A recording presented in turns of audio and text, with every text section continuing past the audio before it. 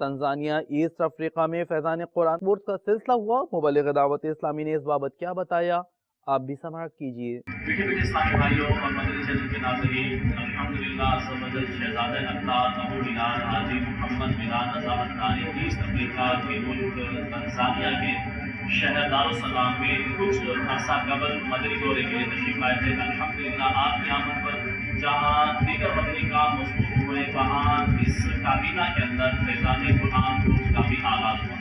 فیضان قرآن course میں مدنی قاعدہ مکمل پڑھایا جاتا ہے اور قرآن پاک کی آخری 10 صورتیں یہ زبانی یاد کروائی جاتی ہیں۔ اس کے ساتھ ساتھ کم بیش 50 کے قریب دعائیں اور تقریباً 20 موضوعات پر سنت آداب سکھائے جاتے ہیں۔